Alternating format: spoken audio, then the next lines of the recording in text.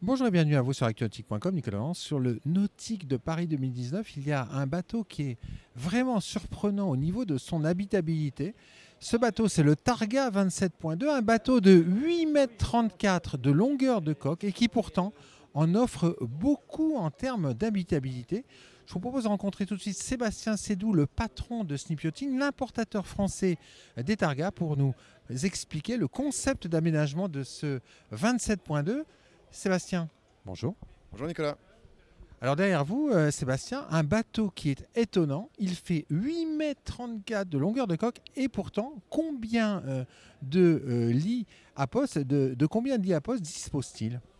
C'est un bateau qui a 4 lits à poste, un lit double et une bannette assez géante. Ça, c'est quasiment unique sur le marché des bateaux à moteur de cette taille. Sur un bateau effectivement d'une coque de 8,34 m, c'est très optimisé, dirons-nous. L'espace est utilisé au millimètre. Alors on va monter à bord pour découvrir cette optimisation de l'espace qui est une des caractéristiques des Targas. Les Targas, je vous rappelle, sont des timoniers sportifs, des 4x4 de la mer, avec un cockpit avant, cockpit arrière, un plan de pont type walk-around, très sécurisant, donc qui permet de circuler très facilement à l'extérieur du bateau. Alors là, on va se glisser dans le carré. Quel est le concept d'aménagement de l'intérieur de ce Targa 27.2, Sébastien? Donc la pilot house, la partie de vie est très lumineuse. À l'arrière, on y trouve les couchages, la cabine entre guillemets, et à l'avant, nous avons une salle de bain complètement cachée dans le meuble en teck. Alors on va rentrer dans le carré pour découvrir tout d'abord la salle de bain. Elle est plus proche de nous. Alors c'est quoi l'avantage, la différence de ce Targa sur le marché au niveau de sa salle de bain? Eh bien, on pourrait dire qu'on a une vraie salle de bain, tout ça. C'est quoi une vraie salle de bain? C'est une salle de bain confortable, avec des dimensions raisonnables sur un bateau de 8 mètres, on en a parlé, 30.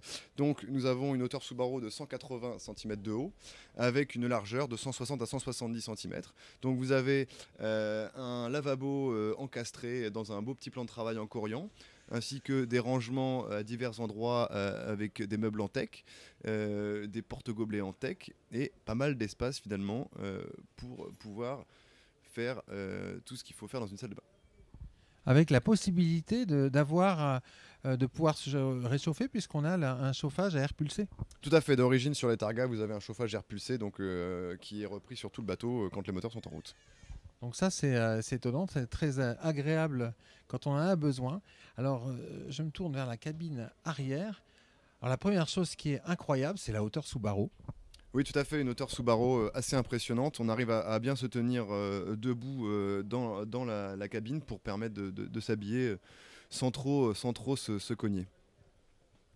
Donc là, après, on a une petite commode avec des porte-manteaux. On retrouve aussi des porte-manteaux sur le bâbord.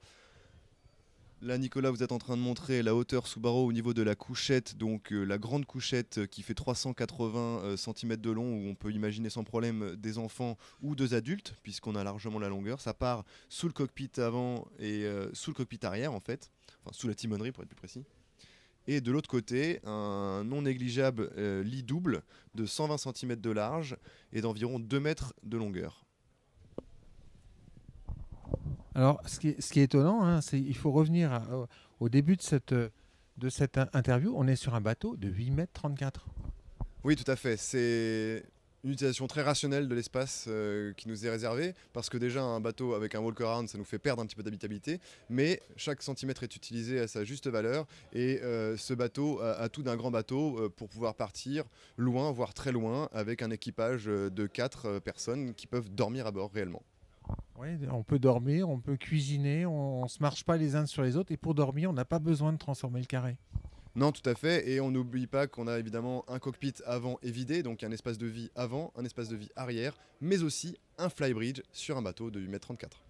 Merci beaucoup, Sébastien. Merci Nicolas.